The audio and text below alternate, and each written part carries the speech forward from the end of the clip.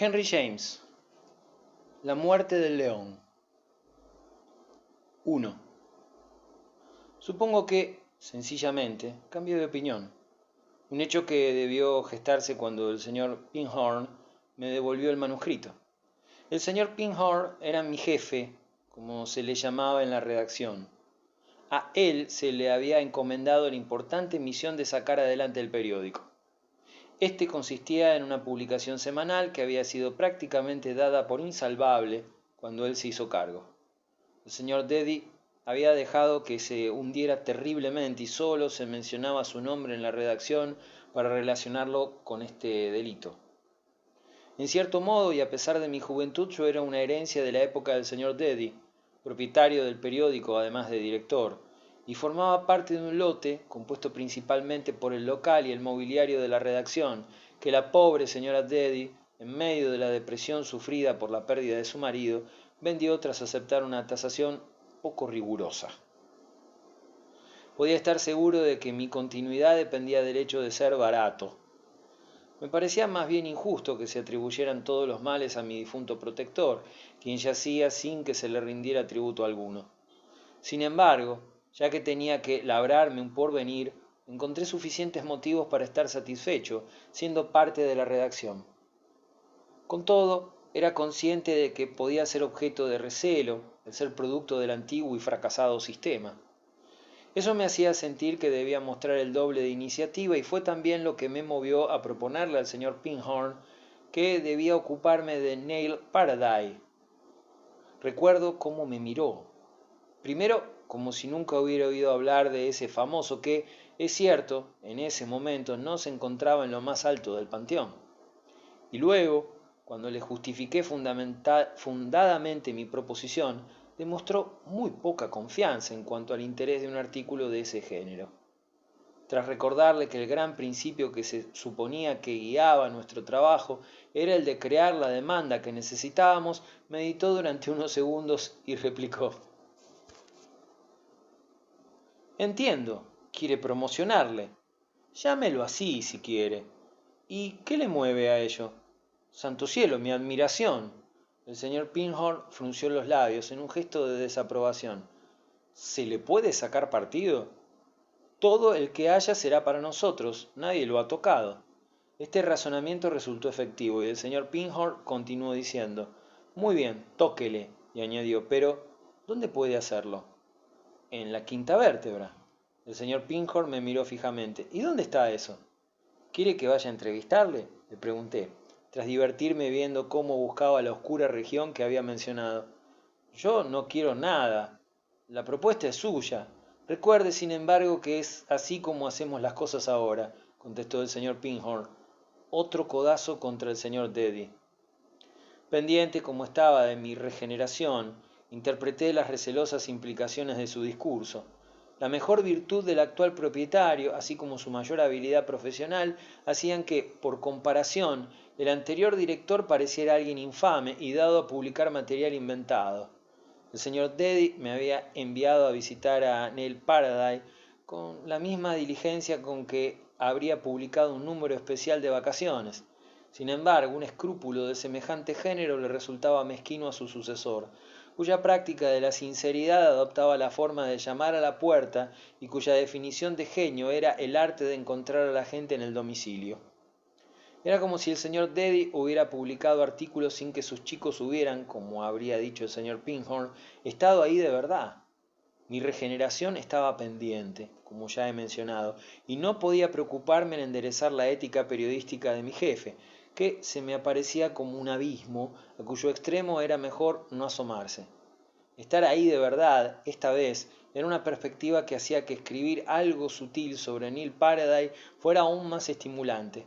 Sería tan considerado como el mismo señor Deddy hubiera querido y, a la vez, estaría tan presente como solo el señor Pinhorn podía concebir. Mi alusión al modo de vida retirado del señor Paradise, que había formado parte de mi explicación, aunque solo sabía de ella de oídas, fue, deduje, lo que había hecho que el señor Pinhorn mordiera el anzuelo. Le parecía ilógico que existiera una obra con tanto éxito como la suya y que alguien pudiera vivir de ese modo tan retirado. ¿No era una inmediata exposición de todo a la luz pública lo que los lectores querían? El señor Pinhorn me llamó al orden con éxito, al recordarme la diligencia con la que había acudido a Liverpool para entrevistar a la señorita Bravey, tras el fracaso de ésta en Estados Unidos. ¿No habíamos publicado acaso, cuando el frescor y el sabor estaban intactos, la versión de la señorita Bravey sobre ese gran episodio internacional? Me incomodó un poco que colocara al mismo nivel a la actriz y al autor, y confieso que cuando me gané su simpatía, pospuse un poco el trabajo. Había tenido más éxito del que deseaba y tenía otros proyectos más urgentes. Algunos días más tarde, visité a Lord Crutchley y regresé como un triunfador, con las declaraciones más ininteligibles que habían aparecido hasta entonces para justificar su cambio de posición. Con aquello di pie a columnas del virtuosismo verborreico en los periódicos diarios. A la semana siguiente me apresuré a viajar a Brighton para una charla, tal y como lo llamaba el señor Pinhorn, con la señora Bounder. Una entrevista que me proporcionó muchos datos curiosos sobre su divorcio, que no habían sido expuestos en el juicio. Si alguna vez hubo un artículo que fluyera directamente de una fuente originaria, ese fue mi reportaje sobre la señora Bounder. Por entonces, sin embargo, me di cuenta de que el nuevo libro de Nell Paradise estaba a punto de publicarse y que había utilizado ese hecho como base para convencer al señor Pinhorn, quien ahora estaba disgustado conmigo por haber perdido tantos días. Me despachó enseguida para que no perdiera ni uno más. Siempre he considerado que esas urgencias repentinas suyas eran un notable ejemplo de instinto periodístico. Nada había ocurrido desde mi primera charla con él relacionada con el asunto para crear una emergencia tan manifiesta, y resultaba imposible que hubiera variado su información sobre la cuestión. Era un caso de olfato profesional puro. Había olido la gloria que se avecinaba, del mismo modo que un animal olfatea a su presa a distancia. 2. Será mejor que aclare enseguida que este pequeño relato no pretende ser en modo alguno un reflejo de mi encuentro con el señor Paradise, ni de lo que aconteció en relación con él. El plan de mi narración no da lugar a esas cosas, y en cualquier caso una sensación de censura se impondría sobre mis recuerdos en lo relativo a un momento tan especial. Estas breves notas son básicamente privadas, de modo que si ven la luz significará que las fuerzas insidiosas que, como demuestra mi relato, obligan a hacerlo todo público, habrán prevalecido sobre mis precauciones. El telón cayó demasiado tarde para este lamentable drama. Al recordar el día en que me presenté en la puerta del señor Paradise, siguen vivas la amabilidad, la hospitalidad, la compasión y la maravillosa y estimulante conversación que tuvo lugar cuando me recibió. Alguna voz misteriosa me había comunicado el instante adecuado, el momento de su vida en que una demostración inesperada de lealtad manifestada por un joven sería mejor recibida por su parte. Acababa de recuperarse de una larga y grave enfermedad. Yo había dormido en una posada cercana, pero la velada la había pasado en su compañía. Insistió en que la noche siguiente me quedara en su casa. No podía ausentarme cuando quisiera.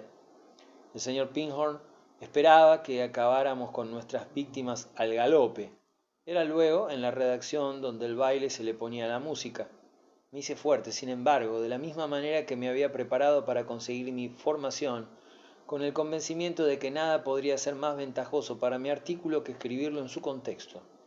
Nada le dije al señor Paradise sobre el particular, pero por la mañana, una vez hube abandonado la posada y mientras él estaba ocupado en su estudio, tal y como me había avisado que estaría, me dispuse a poner sobre el papel mis impresiones. Entonces, pensando en cómo ganarme la aprobación del señor Pinhorn por mi rapidez, salí a echar al correo el envío antes del almuerzo.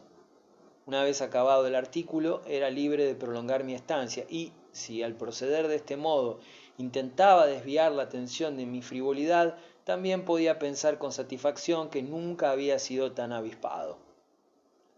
No pretendo negar, naturalmente, que el artículo era demasiado bueno para el señor Pinhorn, pero era igualmente consciente de que el señor Pinhorn poseía la gran astucia de reconocer de vez en cuando los casos en que un reportaje no era del todo malo, solo porque era demasiado bueno.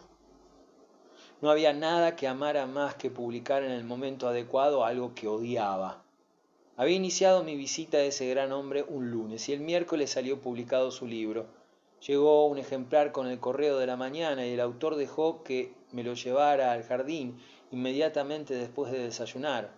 Lo leí de principio a fin y por la noche me pidió que me quedara con él el resto de la semana hasta el domingo.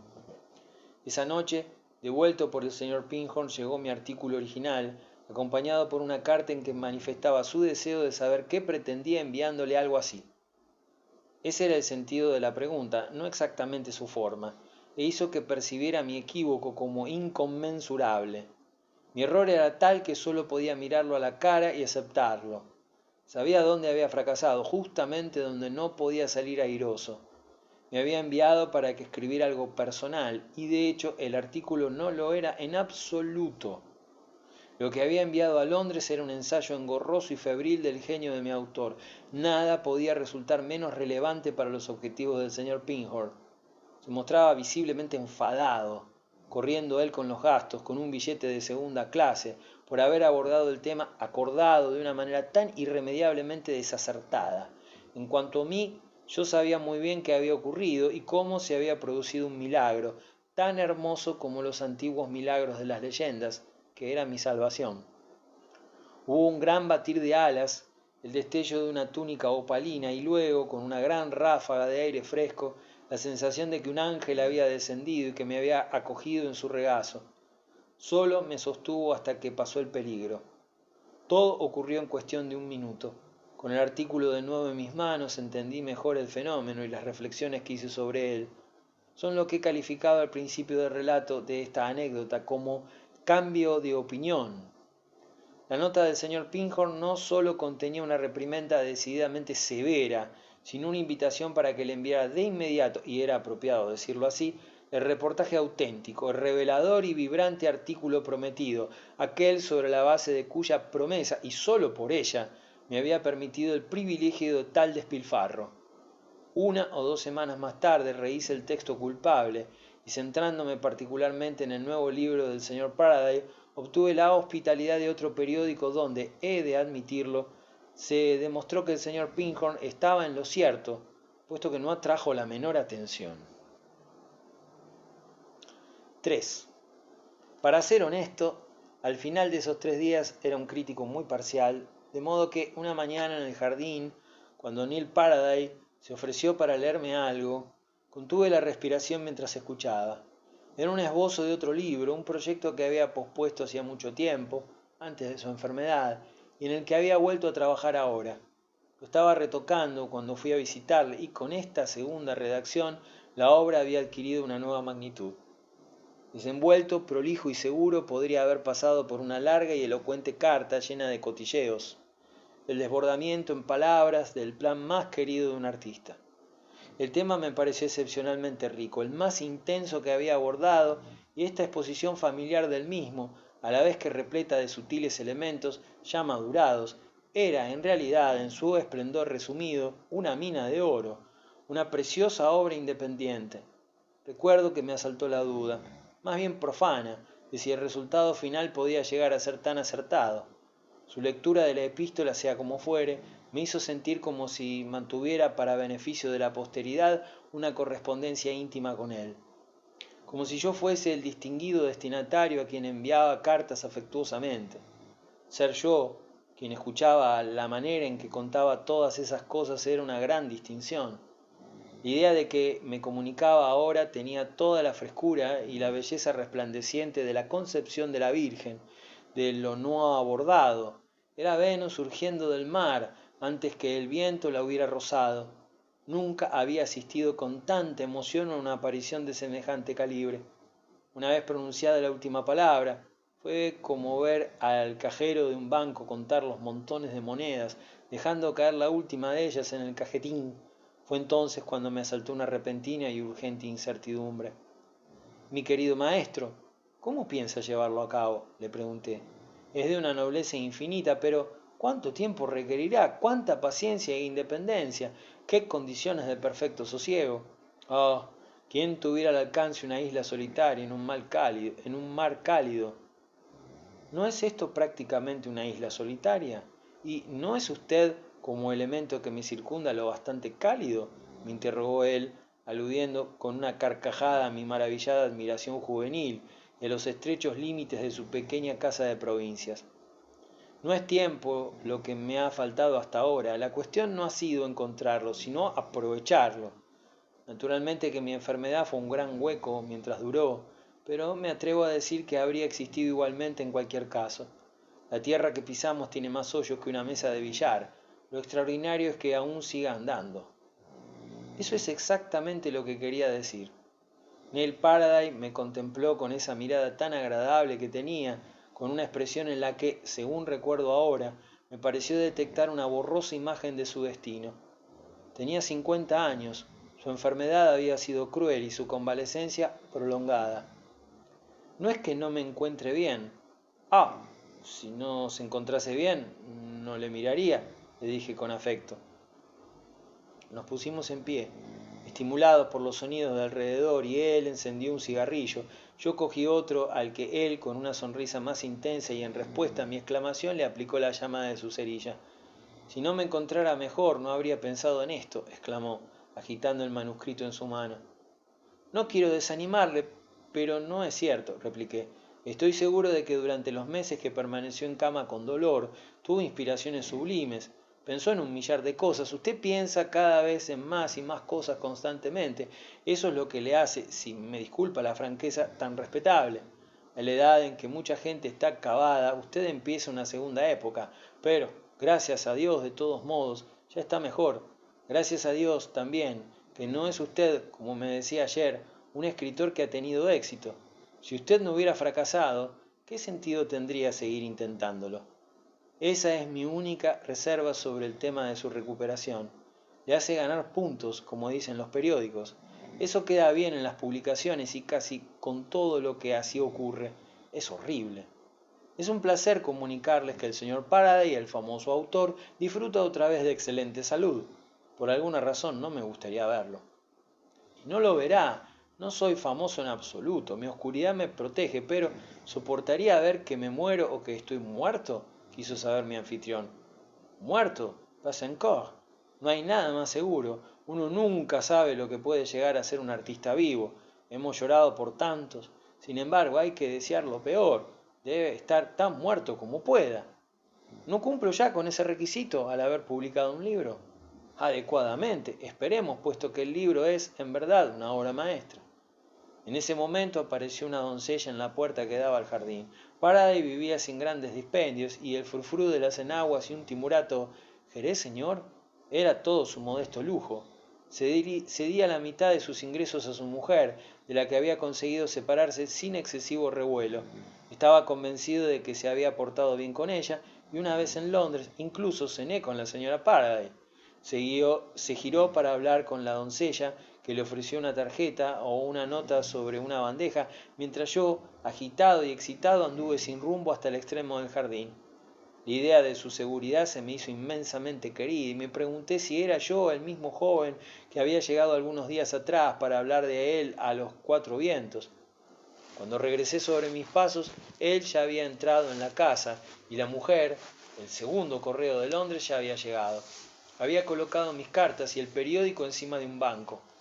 Me senté para leer las cartas, hecho que me tomó muy poco tiempo, y luego, sin prestar atención al destinatario, saqué el periódico del envoltorio. Era una publicación de gran renombre, The Empire, el ejemplar de esa mañana. Llegaba con regularidad a la casa de Faraday, pero recuerdo que ninguno de nosotros había mirado aún el ejemplar recibido. Llevaba una gran marca en la página de la editorial, y alisando el envoltorio vi que se dirigía a mi anfitrión con el sello de la editorial que publicaba su libro. Al instante deduje que The Empire hablaba de él, y todavía no he olvidado el pequeño sobresalto que ese hecho me causó. Solté el periódico al momento. Allí sentado, sintiendo lo acelerado de mi corazón, creo que tuve una visión de lo que iba a suceder. También tuve otra visión de la carta que iba a escribir al señor Pinhorn, despidiéndome de él. Naturalmente, al cabo de un segundo, la voz de The Empire se escuchaba en mis oídos. El artículo no era, y di gracias al cielo, una crítica del libro. Era un reportaje de fondo. el último de una serie de 3 que presentaban a Neil Paradise ante la humanidad. Su nuevo libro, el quinto salido de su pluma, solo hacía un par de días que se había publicado, y The Empire, enterado ya de ello, disparaba una salva que ocupaba una columna entera, como si se tratara del nacimiento de un príncipe. Los cañones habían estado tronando durante estas 3 horas en esa casa, sin que lo sospecháramos. El gran periódico le había descubierto y ahora era proclamado, ungido y coronado. Se le asignaba un lugar muy público, como si un ujier le hubiera indicado con una varita mágica la silla más alta. Tenía que ascender, y ascender hacia lo más alto, pasando por entre los rostros expectantes y los cuchicheos envidiosos, hasta llegar al estrado y sentarse en el trono. El artículo era un hito. Habían descubierto a una gloria nacional. Hacía falta una gloria nacional y resultaba sumamente oportuno el haberla encontrado. Me abrumó lo que esto significaba y me temo que me mareé un poco. Implicaba tantas cosas que podría haber soltado cualquier exclamación sin pensarlo. De repente todo era diferente. La tremenda ola de la que hablo lo había barrido todo al instante. Había derribado, supongo, mi pequeño altar con sus velas y sus flores y se había transformado en un templo inmenso y desprovisto de todo ornamento. Cuando Neil Paradise saliera de su casa, sería ya un clásico contemporáneo. Eso es lo que había ocurrido. El pobre hombre sería obligado a encajar en su horrible época. Tuve la sensación de que le habían detenido en lo alto de una colina y le habían obligado a regresar a la ciudad. Un poco más, y habría conseguido huir descendiendo por el atajo que llevaba a la posteridad. 4.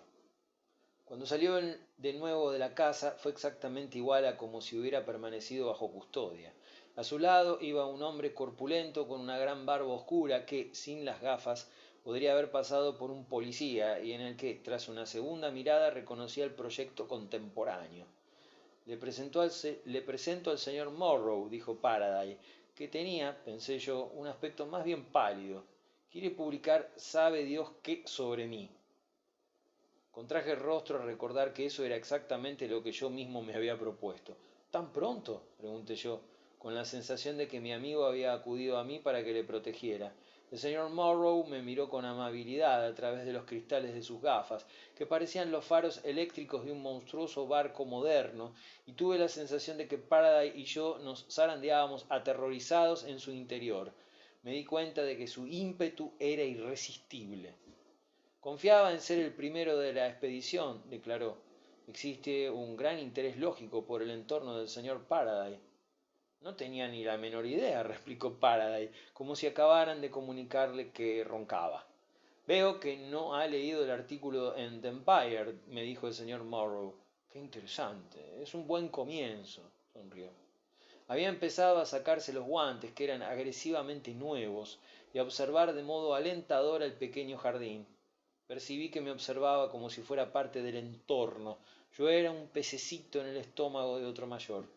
Vengo en representación, prosiguió nuestro visitante, de un grupo de periódicos muy influyentes, no menos de 37, cuyos públicos, podría decirse, sienten una simpatía especial por la manera de pensar del señor Paradise. Apreciarían muchísimo cualquier manifestación de sus opiniones sobre su actividad artística, algo que él tan noblemente ejemplifica. Además de mi relación con el grupo que acabo de mencionar, tengo un encargo especial de The Tatler, cuya sección más destacada, charlas y chácharas, de la que me atrevo a decir que han disfrutado a menudo, es seguida con atención. La semana pasada tuve el honor, como representante de The Tatler, de escuchar las confidencias de Guy Walsingham, la brillante autora de Obsesiones. Se mostró completamente encantada por el artículo que se publicó sobre su trabajo. Llegó incluso a proclamar que había hecho su genio más comprensible, incluso para ella. Neil Paradise se había dejado caer en el banco del jardín y permanecía allí sentado, distante y confuso a la vez. Miraba fijamente un lugar del césped con una ansiedad que de repente le había ensombrecido el ánimo. El visitante había interpretado su actitud como una invitación a sentarse en una silla de mimbre que se encontraba a su lado. Cuando el señor Morrow se acomodó en ella, me pareció que había tomado posesión de la misma oficialmente y que no había vuelta atrás. Se oye hablar de gente que tiene la desgracia de que se les instale alguien en la casa, y eso es lo que nos ocurría. Hubo un momento de silencio durante el cual parecía que reconocíamos de la única manera que era posible la presencia del destino universal. La inmovilidad y el sol no mostraron piedad. Y mis pensamientos, igual que seguramente hacían también los de Faraday, llevaron a cabo en unos instantes una larga revolución. Vi lo vehemente que debía ser mi respuesta al señor Pinhorn y que, habiendo venido yo, igual que el señor Morrow, a traicionarle, debía permanecer allí el mayor tiempo posible para salvarle. No era porque me echara atrás, ni porque aún resonaran en mis oídos sus últimas palabras, pero le pregunté a nuestro visitante con pesimismo e improcedencia si Guy Walsingham era mujer. Ah, sí, es solamente un seudónimo. Es bonito, ¿no cree? Y adecuado para una dama que aboga por la liberalidad. Obsesiones de la señorita tal y tal. Parecería un poco extraño, pero los hombres son menos refinados por naturaleza. ¿Ha echado ya una ojeada a obsesiones?, añadió el señor Morrow dirigiéndose a Faraday. Faraday, ausente y distanciado todavía, no respondió. Era como si no hubiera oído la pregunta. Al alegre señor Morrow eso le pareció una forma de conversar tan adecuada como cualquier otra. Con una tranquilidad imperturbable, era un hombre de recursos. Solo necesitaba estar en el lugar de los hechos. Había notado mentalmente todo el entorno, mientras Faraday y yo pensábamos en las musarañas y me imaginé que ya tendría un titular. En cualquier caso, su sistema funcionó. Vista la manera en que contesté para sacar a mi amigo del apuro, cielos, no lo ha leído. Y añadí sin cautela alguna, no lee esas cosas. Cosas demasiado atrevidas, ¿eh? No cabía ninguna duda de que yo era un regalo de los dioses para el señor Morrow. Era el momento psicológico adecuado. Lo determinó la aparición de un cuaderno de notas que sin embargo mantuvo en un primer momento discretamente oculto, como cuando un dentista que se acerca a su víctima esconde los horribles forceps. El señor Faraday sigue con las buenas normas del decoro, ya veo. Y pensando en los 37 periódicos influyentes, me encontré, como el pobre Faraday, ayudando sin remedio a la promulgación de esta ineptitud. No hay ningún otro asunto en el que unas opiniones distinguidas sean más aceptables. El planteamiento más acuciante de Guy Walsingham sobre la permisibilidad de las cuestiones acerca de una mayor liberalidad. Precisamente relacionado con ello, la próxima semana tengo una cita con Dora Forbes, autor de Al revés, obra de la que todo el mundo habla. ¿Ha leído Al revés el señor Faraday? Me preguntaba ahora a mí, con franqueza, el señor Morrow. Me ocupé de rechazar tal posibilidad, mientras nuestro amigo, aún en silencio, se levantó nervioso y se alejó. El visitante no solo no prestó atención a su retirada, sino que abrió el cuaderno de notas con un gesto maternal. Me parece que Dora Forbes es de la opinión, igual que Guy Walsingham, de que tiene que llegar irremediablemente una mayor liberalidad. Sostiene que hay que aceptarla abiertamente. Naturalmente, el hecho de que sea de sexo masculino le hace un testimonio con menos prejuicios. Sin embargo, una declaración del señor Faraday desde el punto de vista de su sexo, ya me entiende, daría la vuelta al mundo. ¿Mantiene él la opinión de que no tenemos que aceptarlo? Estaba perplejo, parecía como si hubiera tres sexos. El lápiz de mi interlocutor esperaba al acecho. Mi responsabilidad era grande. Me quedé sentado, mirando fijamente, y solo encontré la presencia de ánimo para preguntar: ¿Es la señorita Forbes un caballero? El señor Morrow sonrió con sutileza. No puede tratarse de una señorita. Hay una esposa de por medio. Quiero decir, es un hombre. ¿La esposa? Por un instante el señor Morrow estuvo tan confundido como yo, pero cuando le expliqué que aludía a Dora Forbes, me informó, visiblemente divertido por mi ignorancia, de que se trataba del nombre de pluma de un hombre, sin lugar a dudas. Tenía un gran bigote pelirrojo. Solo asume una personalidad femenina porque las damas son más populares. Este disfraz despierta mucho interés y tiene muchas probabilidades de ser imitado. Nuestro anfitrión se reunió de nuevo con nosotros en ese momento y el señor Morrow afirmó, a modo de invitación, que sería un placer tomar nota de cualquier observación que esa tendencia en cuestión, es decir, la de las posibilidades del éxito firmando con nombre femenino, suscitara en el señor Faraday, Pero el pobre hombre, sin sentirse aludido, se disculpó, argumentando que, a pesar de que para él era un gran honor el interés de su visitante, no se encontraba muy bien y debía despedirse para acostarse y descansar. Su joven amigo contestaría por él, aunque esperaba que el señor Morrow no tuviera infundadas esperanzas sobre lo que su compañero pudiera decir. Su joven amigo miró en ese momento a Neil Faraday con ansiedad, temiendo que no fuera a caer enfermo de nuevo. Sin embargo, el rostro amable de Faraday respondió a ese temor desvaneciéndolo, como si dijera, con una mirada perfectamente inteligible, no estoy enfermo, tengo miedo. Líbrese de él tan discretamente como le sea posible. Esquivar a un periodista era una empresa extraña para un emisario del señor Pinhorn. Encontré la idea tan satisfactoria que le grité cuando se disponía a abandonarnos. Lea el artículo de The Empire y pronto se encontrará bien. Quinto. Ha sido todo un detalle venir a comunicarle la existencia del artículo, profirió el señor Morrow. Mi coche estaba en su puerta 20 minutos después de encontrar The Empire sobre la mesa del desayuno. Y ahora, ¿qué tiene usted para mí? Prosiguió, volviendo a dejarse caer en la silla, de la que, sin embargo, se levantó de nuevo al cabo de un instante. He visto el salón, pero seguro que hay más cosas que ver. Su estudio, su santuario literario, los pequeños objetos que guarda u otros enseres o detalles domésticos. ¿No se habrá acercado a la mesa del estudio? Siempre hay mucho interés por el lugar donde trabaja el autor. A veces es un panorama delicioso.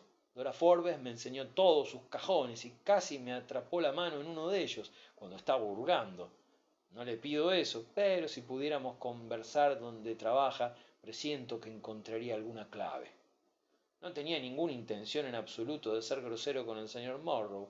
Conocía demasiado bien el terreno como para no preferir la seguridad de otros medios, pero tuve una inspiración repentina y le formulé una objeción irrevocable, casi supersticiosa, para que no cruzara el umbral del pequeño, desordenado, solitario y sagrado estudio de mi amigo. No entenderá su vida de ese modo, dije. La manera de entenderla es... Espere un momento, me interrumpí. Entré en la casa con rapidez y al cabo de 3 minutos volví a aparecer delante del señor Morrow con los 2 volúmenes del nuevo libro del señor Faraday. Su vida está aquí, le comenté, y siento tanta admiración por estas páginas que no puedo hablar de nada más. La vida del artista es su trabajo, y ahí es donde hay que observarle. Lo que tiene que explicarnos nos lo cuenta con esta perfección. Mi querido señor, el mejor entrevistador es el mejor lector. El señor Morrow protestó con amabilidad. ¿Me está diciendo que no deberíamos tener acceso a ninguna otra fuente de información? A ninguna otra, mientras ésta, con mucho la más copiosa, no haya sido enteramente agotada. ¿La ha agotado usted, mi querido señor? ¿La ha agotado antes de venir aquí? Me parece que usted la ha despreciado por completo y que deberíamos hacer algo para restaurar su crédito arruinado. El artista nos remite a ella a cada momento y con patéticas confidencias. El último libro del señor Faraday está lleno de revelaciones. ¿Revelaciones? Exclamó con la voz entrecortada el señor Morrow, al que había obligado a sentarse de nuevo. Y de la única clase que valen. Le cuenta, con una perfección que a mí me parece definitiva, todo lo que el autor piensa, por ejemplo, sobre la llegada de una mayor liberalidad. ¿Dónde dice eso? Preguntó el señor Morrow, que había cogido el segundo volumen y lo hojeaba con poca sinceridad. En todas partes, en el tratamiento global del tema, extraiga la opinión, descifre la respuesta, son los auténticos actos de homenaje. Al cabo de un momento el señor Morrow dejó el libro a un lado. Usted me ha tomado por un crítico. Que el cielo me impida tomarle por algo tan espantoso. Usted ha venido a esta casa para mostrarle su simpatía y por lo mismo le voy a hacer una confidencia. Vine yo también. Hagámoslo juntos. Estas páginas rebosan con el tiempo de declaraciones que buscamos. Leámosla, degustémosla e interpretémosla. Naturalmente, habrá percibido por sí mismo que uno no ha leído propiamente a Neil Faraday hasta que no se le lee en voz alta. Tiene una gran calidad para el oído y es sólo cuando se le expone a esa prueba cuando de verdad se puede comprender su estilo. Coja de nuevo el libro y léamelo apropiadamente para que yo oiga ese maravilloso capítulo 15. Si siente que no le puede hacer justicia, dispóngase a prestar atención mientras yo le interpreto. Creo que sabré el apenas menos admirable capítulo 9. El señor Morrow me miró directamente a los ojos, como si me diera un puñetazo. Se había puesto rojo y en su mente se había formado una pregunta que se podía oír con la misma claridad como si ya la hubiera pronunciado. ¿Qué clase de maldito loco es usted? Entonces se puso en pie, recogiendo sus guantes y su sombrero, y se abrochó el abrigo, proyectando con avidez la gran transparencia de su máscara por todo el lugar. Parecía resplandecer sobre todas las redacciones de los periódicos y, de algún modo, hizo que el sitio pareciera angustiosamente humilde. Había tan poco que devorar, a menos que se fijara en el revestimiento del estuco o encontrase un modo de sacarle partido a las rosas. Incluso las pobres rosas eran de la especie más común. Sus ojos entonces recayeron sobre el manuscrito que me había estado leyendo el señor Faraday y que seguía sobre el banco. Ya que mi mirada siguió la suya, me di cuenta de que el manuscrito, así colocado, parecía prometedor, significativo, como si dentro de él latiera la vida que un lector le daría. El señor Morrow se permitió señalarlo con un gesto de su cabeza y su paraguas. ¿Qué es eso? Eso es un secreto. Hubo un instante de silencio y entonces el señor Morrow hizo otro ademán. Puede que me equivocara, pero me pareció que era la traducción de un impulso que sugería el hecho de agarrar el manuscrito. Aquello hizo que yo lo cogiera, anticipándome con rapidez, de un modo que seguramente pareció poco educado, incluso impertinente, lo cual provocó que los dos admiradores del señor Faraday se encontraran erguidos, mirándose fijamente, mientras uno de ellos sostenía unos cuantos papeles a sus espaldas. Un instante más tarde el señor Morrow se fue bruscamente, como si de verdad se hubiera llevado algo consigo. Para más seguridad, al contemplar cómo se retiraba su ancha espalda, cogí con más fuerza aún el manuscrito. Se dirigió a la puerta trasera de la casa por la que había salido al jardín, pero al intentar accionar el picaporte la encontró cerrada. Rodeó por tanto la casa hasta llegar al jardín delantero y prestando atención pude oír cómo se cerraba la puerta exterior de un golpe. Pensé otra vez en los 37 periódicos influyentes y me pregunté cuál sería su venganza. Me apresuro a añadir que fue magnánimo, lo cual era la cosa más temible que podía haber sido. The Tatler publicó un relato encantador, informal y familiar de la vida hogareña del señor Faraday y, con las alas de los 37 influyentes periódicos, dio, para usar la expresión del señor Morrow, la vuelta al mundo. 6. Una semana más tarde, a principios de mayo, mi glorificado amigo acudió a la ciudad donde, se puede comprobar fehacientemente, fue el año del rey de la selva.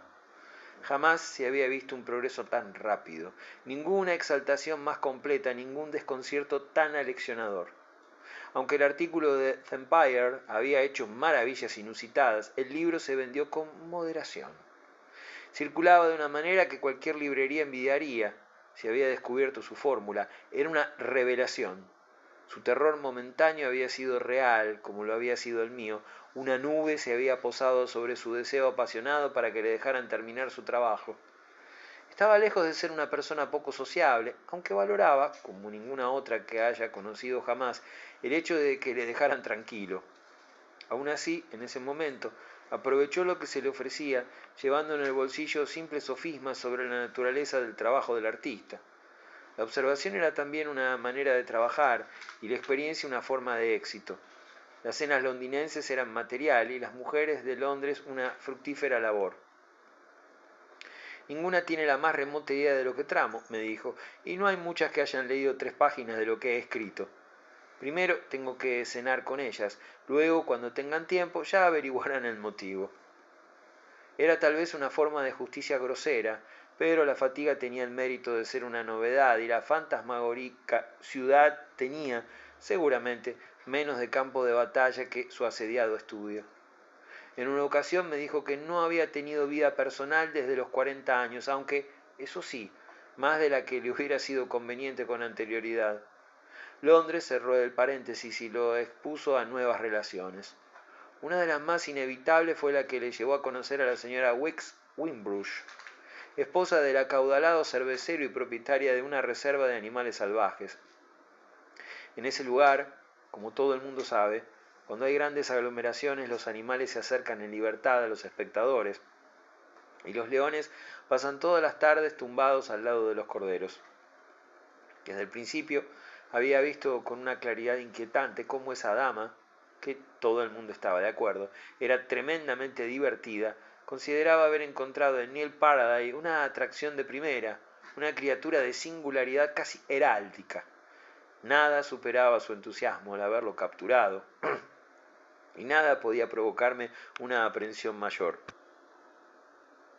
La temía de modo instintivo y, aunque traté de disimularlo ante su víctima, dejé que ella lo percibiera con absoluta impunidad. Faraday lo detectó, pero ella no, puesto que su conciencia era la de un niño retozón. Era una fuerza ciega y violenta a la que no podía atribuir ninguna noción de responsabilidad mayor que la que produce el crujir de un rótulo al viento. Se hacía difícil decir a qué conducía su existencia, salvo a una mayor vida social.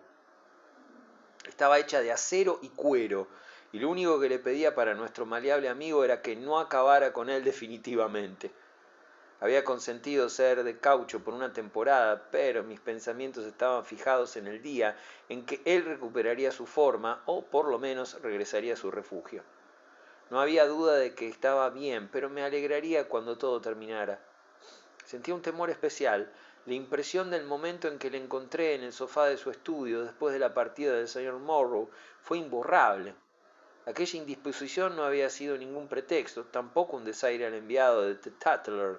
Realmente había ido a echarse. Había sentido una punzada en su antigua dolencia, el resultado de la agitación en que le sumió la obligación de abrir un nuevo período. Su anterior programa, incluso su anterior ideal, tenían que cambiar.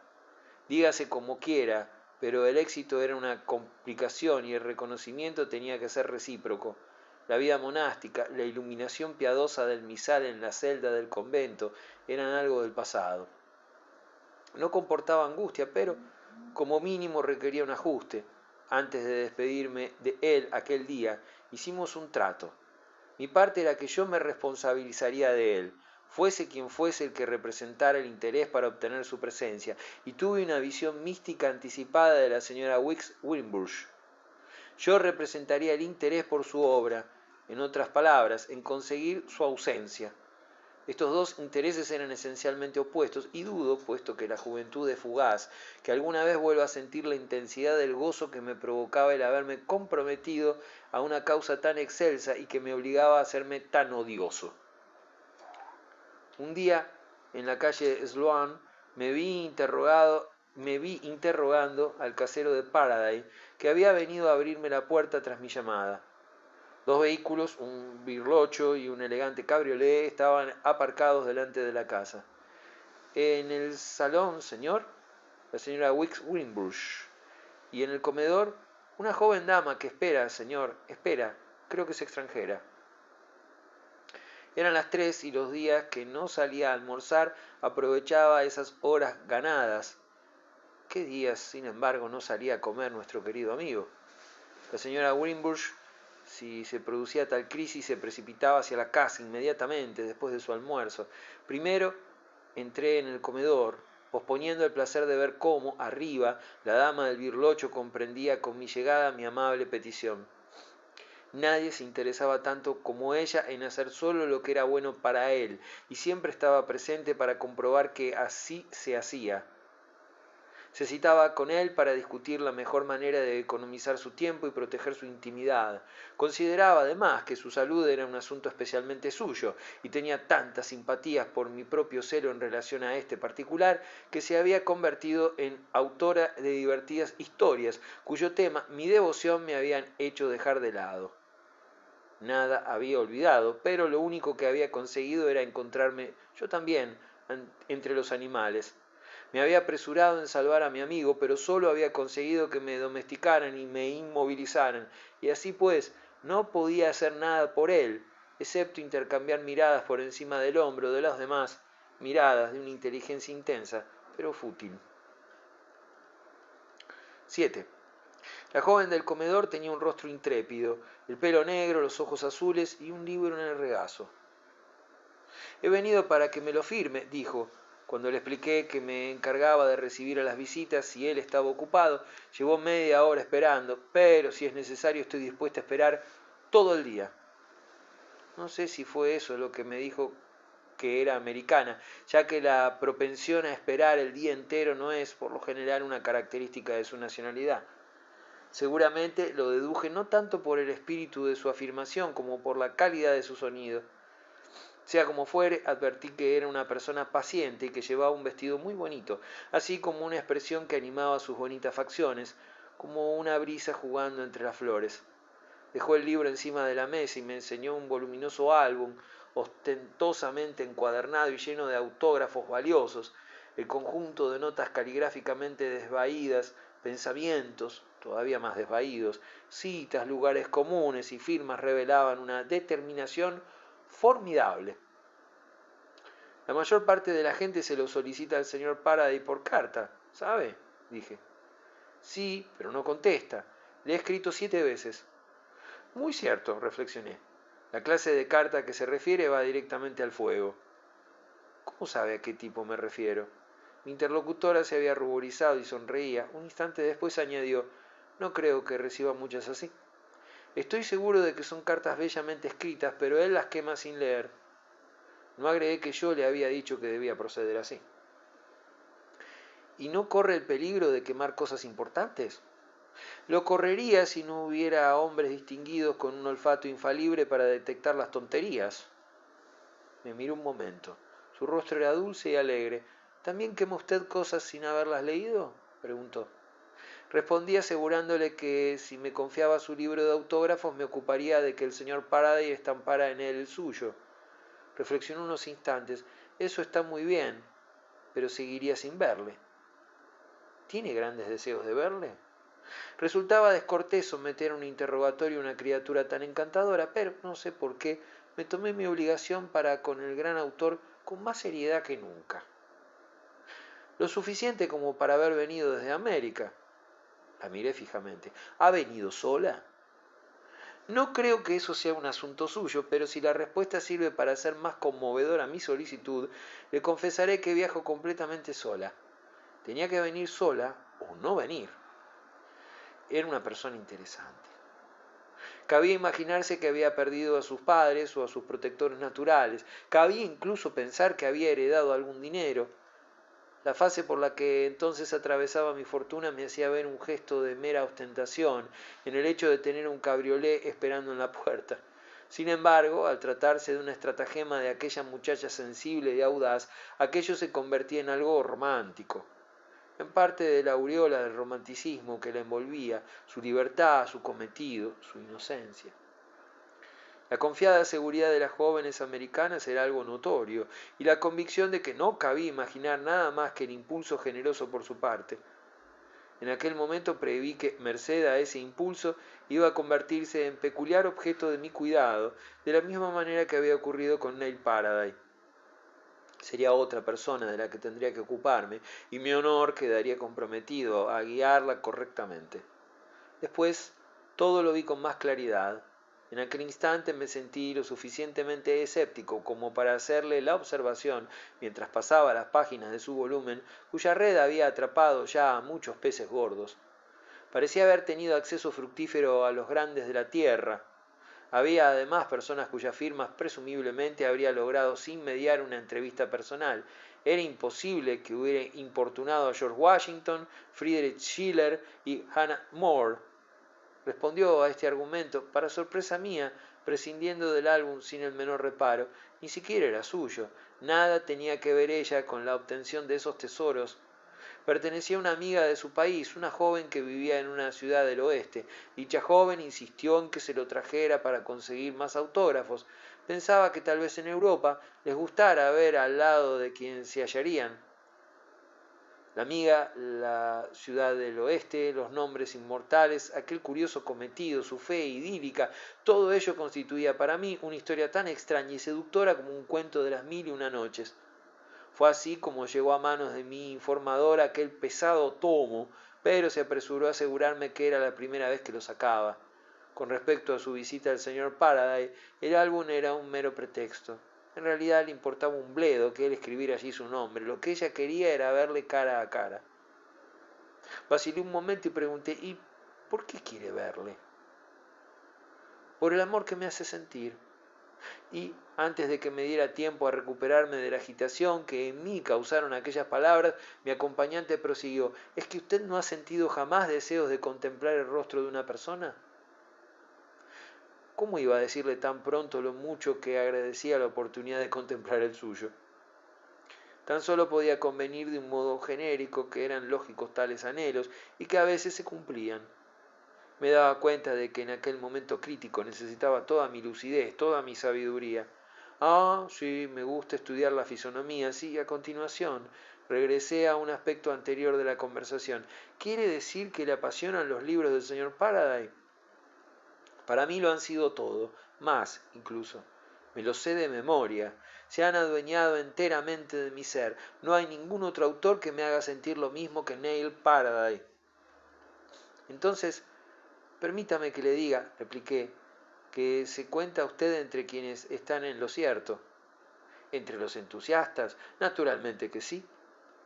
No hay entusiastas que están totalmente equivocados. No, hay entusiastas que están totalmente equivocados. Me refiero a que usted es de esas personas a quienes se les puede hacer un ruego. ¿Un ruego? El rostro se le iluminó como si se le brindara la ocasión de hacer un gran sacrificio. Sí, estaba dispuesta a ello, lo tenía muy a mano y enseguida le indiqué cómo.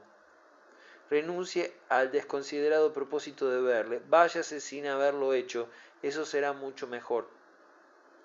Pareció desorientada y a continuación palideció ostensiblemente. ¿Por qué? ¿Es que carece de encanto personal? Franqueza tan luminosa convertía a la muchacha en un ser terrible, irrisible. Personal. ¡Oh, qué palabra tan espantosa! Exclamé. Nos está matando y llegan ustedes, las mujeres, y la mencionan dándole un efecto mortífero. Cuando se encuentre con un genio de la talla de nuestro ídolo, líbrele del enojoso deber de ser también una personalidad. Conózcalo solo por lo mejor que hay en él, y en virtud de tan noble contenido, exímalo de todo lo demás. La joven siguió mirándome confundida y con desconfianza. El resultado de su reflexión sobre lo que acababa de decirle fue un súbito estallido. Oiga, señor, ¿qué le ocurre a Neil Faraday? Lo que sucede es que, si no tiene cuidado, la gente le arrebatará buena parte de su vida. Ella recapacitó un momento. ¿No estará desfigurado? No. ¿Se refiere usted a que los compromisos sociales interfieren en sus ocupaciones? Eso solo refleja pálidamente la realidad. De modo que no puede entregarse a su maravillosa imaginación. Le importunan, le molestan, le abruman bajo el pretexto de aplaudirle. La gente cuenta con que les dé su tiempo, su precioso tiempo, y ellos, a su vez, no pagarían ni 5 chelines por un libro suyo. 5, yo daría 5.000. Ofrézcale su comprensión, su renuncia. Las 2/3 partes de quienes se le acercan lo hacen solo para pavonearse de ello. Vaya, qué lástima, exclamó la muchacha con expresión angelical. Es la primera vez en mi vida que me llaman desconsiderada. Rió. Aproveche la ventaja. Ahora está con él una señora que le ocasiona complicaciones tremendas, y estoy seguro de que no ha leído ni 10 páginas escritas por él. La visitante abrió desmesuradamente los ojos, exponiendo mayor ternura aún. Entonces, ella habla sin parar. La menciono solo como un caso aislado. ¿Quiere saber cómo puede mostrarse considerada en grado superlativo? Limítese a evitarle. ¿Evitarle? Se levantó sin espavientos. No le obligue a que la tenga en cuenta. Admírela en silencio, hónrele desde lejos y aduéñese de su mensaje en secreto. ¿Quiere saber? Prosiguió entusiasmándome con mi idea. ¿Cómo puede rendirle un homenaje auténticamente sublime? Y como ella seguía pendiente de mis palabras, añadí: hágase el propósito de no verle nunca jamás y cúmplalo. Nunca jamás, musitó patéticamente. Cuanto más se adentre en sus escritos, menos querrá verlo. Se sentirá inmensamente reconfortada cuando piense en el bien que le hace. Me miró sin resentimiento ni rencor, y a la verdad que les puse, la observó con sinceridad, credulidad y pena. Más tarde me alegré al recordar que debió ver en mi rostro el vivo interés que me tomaba por ella. Creo que sé a lo que se refiere. Bueno, yo lo expreso mal, pero me encantaría que me permitiera ir a verla para explicárselo mejor. A esto no respondió. Su mirada pensativa se situó en el grueso álbum, sobre el que enseguida puso las manos como si fuera a llevárselo. Allá en el oeste, yo les decía muchas veces a mis conocidos que más valdría que escribieran un poco menos para pedir autógrafos a todos los grandes poetas, ya me entiende, y que estudiaran un poco más los pensamientos y el estilo. ¿Y qué les importa el pensamiento y el estilo? Ni siquiera la entenderían usted. Yo mismo no estoy seguro de entenderla, añadí, y tal vez tampoco usted comprenda nada de lo que le digo. La muchacha se había puesto en pie y se disponía a irse, y aunque yo quería que no viera a Neil Paradise, también deseaba incongruentemente que siguiera en la casa. De cualquier modo quedaba lejos de mi ánimo el deseo de apremiarla para que se fuera, puesto que la señora Wimbush seguía arriba, ocupada en salvar a nuestro amigo a su manera. Le pedí a la joven que me permitiera relatarle brevemente, para ilustrar mi punto de vista, el nimio incidente de mi llegada al campo, con ánimo de desempeñar un cometido profano, y cómo, una vez en él, la intención adquirió un carácter sagrado. Nuevamente se sentó a escuchar, mostrando un profundo interés por la anécdota. Después pensó en ello con gravedad y exclamó con su curiosa entonación: sí, pero el caso es que usted le ve. Hube de admitir que así era. No estaba preparado para ofrecer un atenuante en todo lo eficaz que hubiera podido desear. Sin embargo, ella alivió finalmente la situación con el encanto de su peculiar acento, diciendo: en fin, tampoco me gustaría que estuviera solo. Esta vez se levantó decidida a irse, pero la convencí de que me dejara quedarme con el álbum para enseñárselo al señor Paradise. Le aseguré que iría personalmente a devolvérselo. Bueno, encontrará la dirección en un papel que hay dentro, dijo, suspirando con resignación ante la puerta.